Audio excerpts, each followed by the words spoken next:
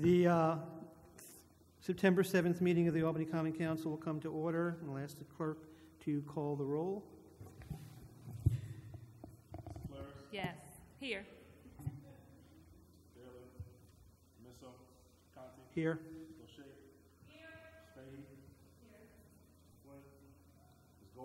Here.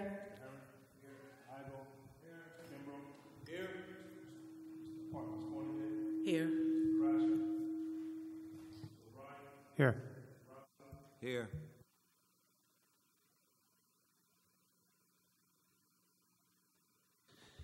Members will rise, recite the Pledge of Allegiance, followed by a moment of silence. I pledge allegiance to the flag of the United States of America and to the republic for which it stands, one nation, under God, indivisible, with liberty and justice for all.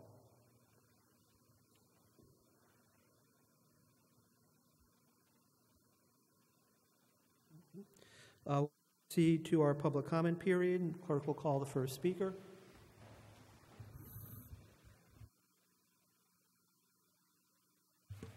It's like Blue Carricker.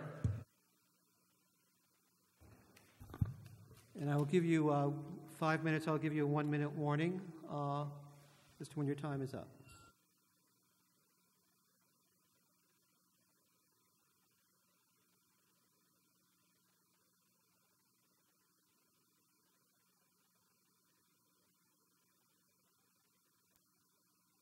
About this, members of the council? Yes, I'm on. All right. My name is Blue Carricker. I'm an organizer with Citizen Action of New York, working here out of the Albany office.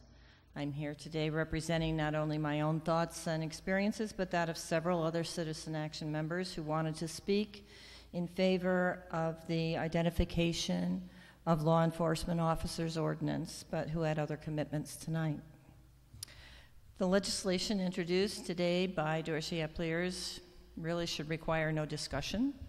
It's a small step, clearly designed to try and rebuild trust between community members and police officers by requiring some mutual accountability.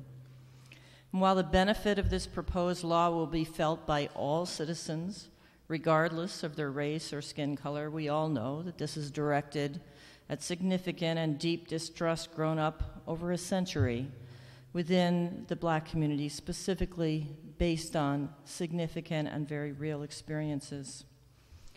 I've often tried to contemplate what it must be like to grow up knowing that the color of your skin immediately made you suspect in the eyes of those who held the power to take away your freedom and even your life.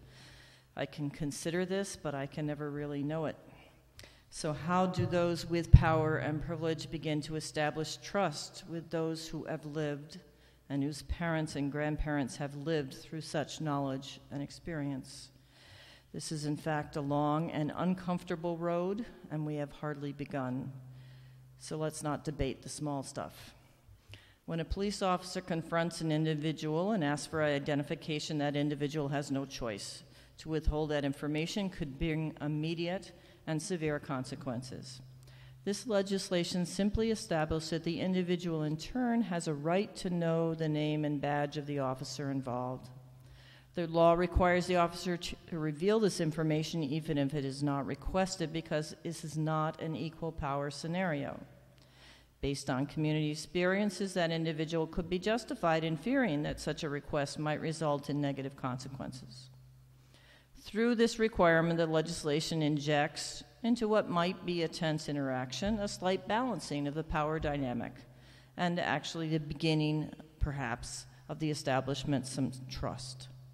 When the police officer offers the information unasked, that an officer immediately signals that their subsequent actions will be carried out in a manner that's open and within the law, that the individual involved has the power to later identify and challenge any action he or she feels have had their rights violated in any way. It establishes a level of mutual openness and communication.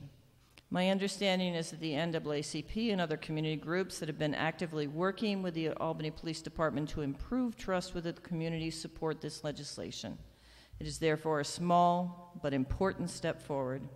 We have a long journey ahead, so let's take this step without hesitation for the good of all. Next speaker. Billy Easton.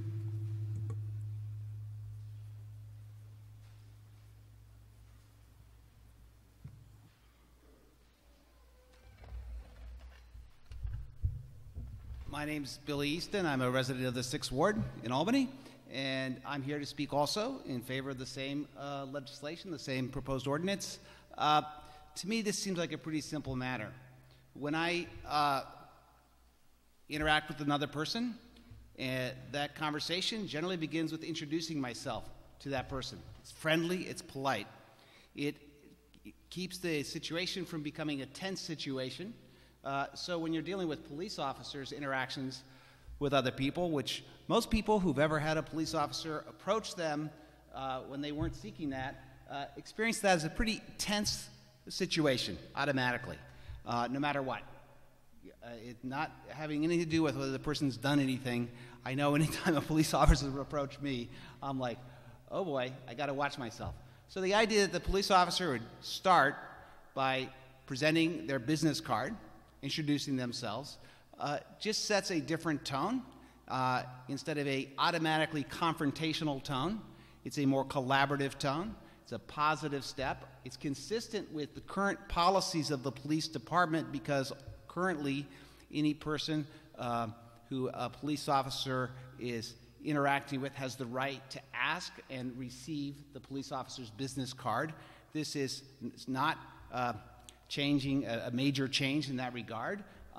It is, frankly, I give my business cards out pretty freely. They're not very expensive, so there's not a lot of expense here involved for the city. It is a small step, as the last speaker said. It is not going to solve, all the problems of the racial issues that exist as it relates to policing in the entire country. It is a positive step, though. It is a small step that can be a good example to set a good tone, and it seems like a non-controversial item, so I would hope that it would pass with unanimous support. Thank you. Next speaker. Alana Klein.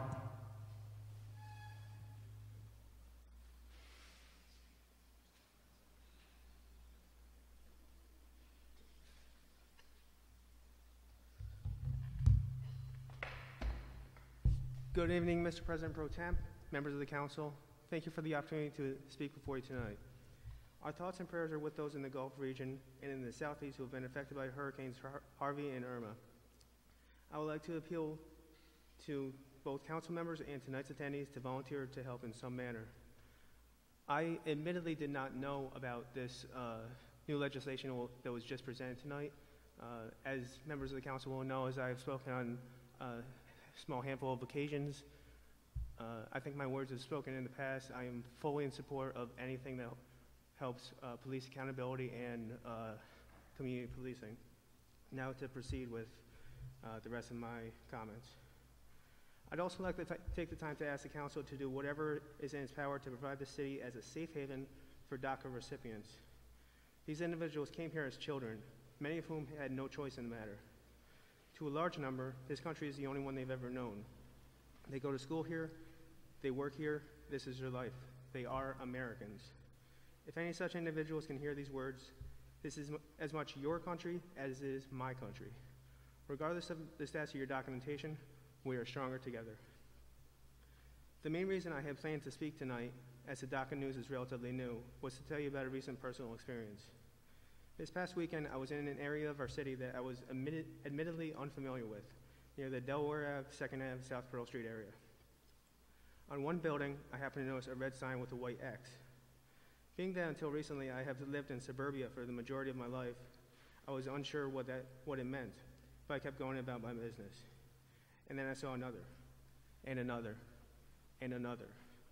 Around the fourth or fifth one I saw, I asked a colleague what the sign meant. She told me it meant the building was either unoccupied or abandoned. I asked if she knew if they were simply abandoned or outright condemned. She was unsure. Since moving to Albany and being closer to a dense population center, I've seen firsthand that homelessness is a true problem in the city. I see it every day. People rummaging through trash looking for returnable bottles and cans. People begging for change. People that haven't eaten in days. Every person deserves respect. Every human being deserves a place to stay, to get out of nature's elements, whether heat or in rain or cold and snow. When I see both a homeless population and a series of unoccupied buildings, I see two problems whose co-habitual existence is an impossibility that somehow became a reality. I'm not an economist, and I'm not familiar with every finite detail of our city's finances or what would go into buying and taking control of and then renovating these buildings back to livable conditions. What I do know of is that we have a portion of our population that needs a place to stay. If you'll remember, sometime last year, the Powerball jackpot got up to $1.5 billion. I never played lottery games, but I bought a ticket for that drawing. I remember specifically what my plan was in the event that I won. My first priority was not to buy a house for myself or a car for myself. I had planned to buy and renovate every building that I could in the Tri-City area. I had even planned to exclusively hire displaced individuals in hopes that they could make enough to get back on their feet. Once they were financially stable enough to find another job and get their own place, they would move out, and the employment cycle would begin all over again with another displaced individual, and so on and so forth. But alas, it was not meant to be. This poverty issue is why I'm coming to you tonight. I see an opportunity to solve two problems at once. I don't know whether it be through city beautification funds or tax credits to the banks that own these properties, or how it would work. What I do know is that we have a homeless population. What I do know is that these buildings are abandoned. What I do know is that these structures are rotting and will only continue to do so. What I do know is that if they haven't already been condemned, they soon will be. What I do know is that this has become about corporate greed rather than human compassion. What I do know is that people are suffering and dying in our streets because of hunger, thirst, and exposure to nature's cruel elements. What I do know is that this is acceptable to me. What I don't know is if this is acceptable to you. Please take action on this matter. Okay, there being no further speakers, the public comment period is closed, and we will move forward to consideration of minutes. Mr. Herring?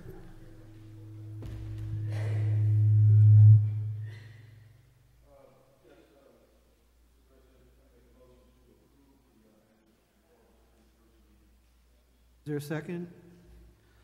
Any discussion? All in favor? Aye. Opposed? Minutes are adopted.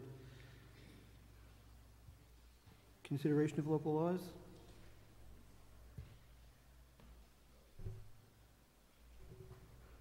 Yes, all local laws are held.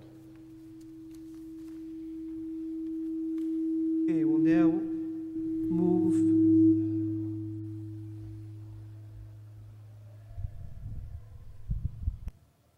Okay, we will now move to reports of standing committees.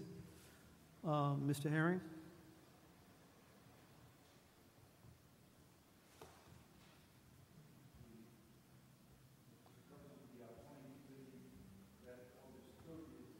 Your mic. Speaking to your mic. Again. Okay. The Planning Committee met August 30th to consider the appointment of Richard Berkeley to the BZA.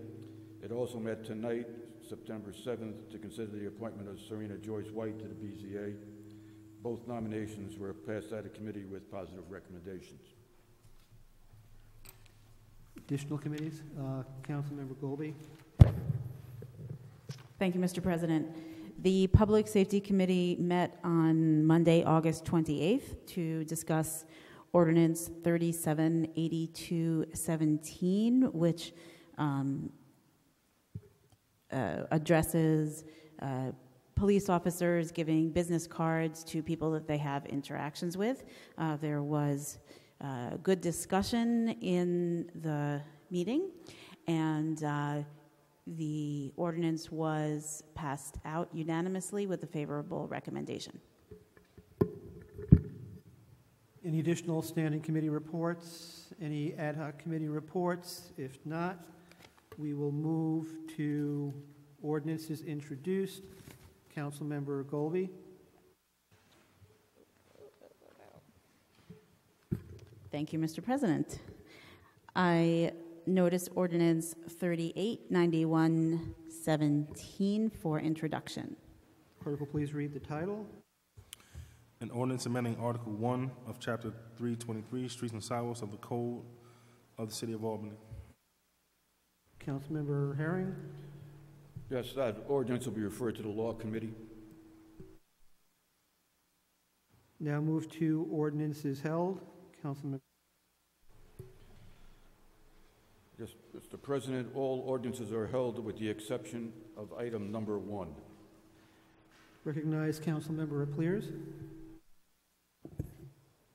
Thank you, President Pro Temp. I recognize Ordinance 3782-17 and request its reading and passage. With amendment, the clerk will please read the title. An ordinance amending Part 1, Department of Police of Chapter 42, Department of Commission of the Code of the City of Albany by adding a new Article 8, Identification of Law Enforcement Officers. Is there any discussion? Hearing none, please call the roll. Ms. Plaris? Yes. Mr. Conti? Yes. Mr. O'Shea? Yes. Ms. Fahey? Yes. Ms. Golby? Yes. Mr. Herron? Yes. Mr. Igo? Yes. Mr. Kimbrough? Yes. Ms. Cornegay? Yes. Mr. O'Brien? Yes. Mr. Robinson? Yes. It's 11 affirmative. The ordinance is adopted. We will now move to resolutions introduced. Recognize Mr. Herring. Yes, Mr. President, I ask majority consent to add resolutions 52.91.17R and resolution 51.91.17R to tonight's agenda. Is there a second? Any discussion? All those in favor? Opposed? Motion is adopted. Mr. Kimbrough on behalf of Mr. Bailey.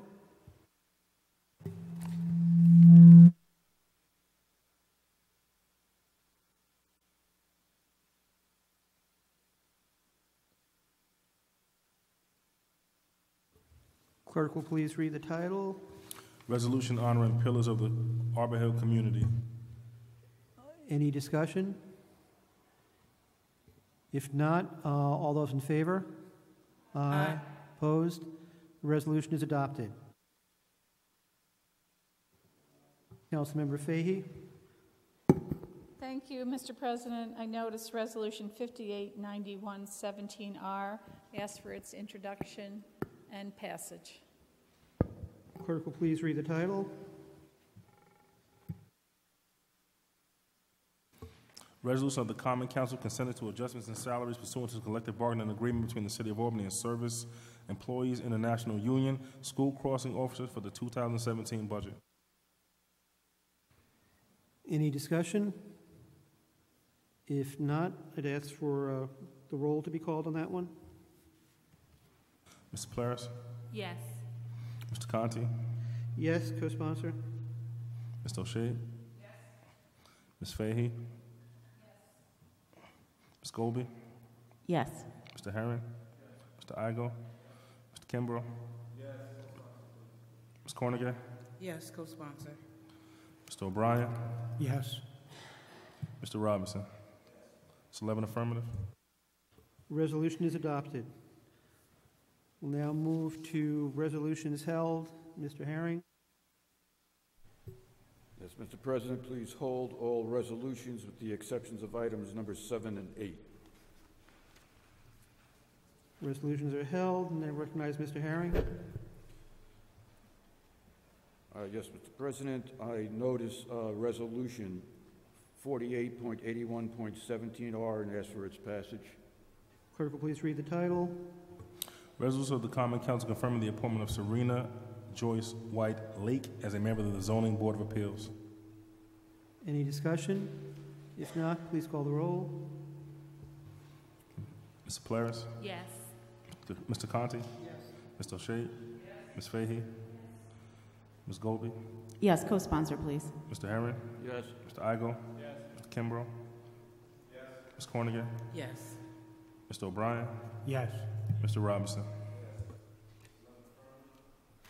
Resolution is adopted. Congratulations, Ms. Williams-Lake. Thank you. Mr. Herring?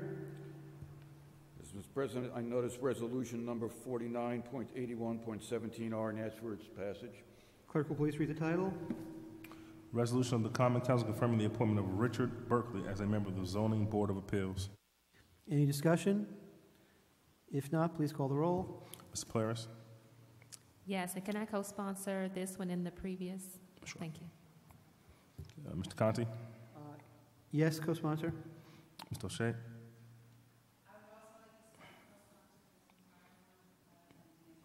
Sure. Ms. Fahey? Ms. Golby? Yes, co-sponsor, please. Mr. Herron? Mr. Igo? Mr. Kimbrough? Ms. Cornigan? Yes, co-sponsor both, please. Mr. O'Brien? Yes. Mr. Robinson? It's 11 affirmative. The resolution is adopted, and congratulations to Mr. Berkeley.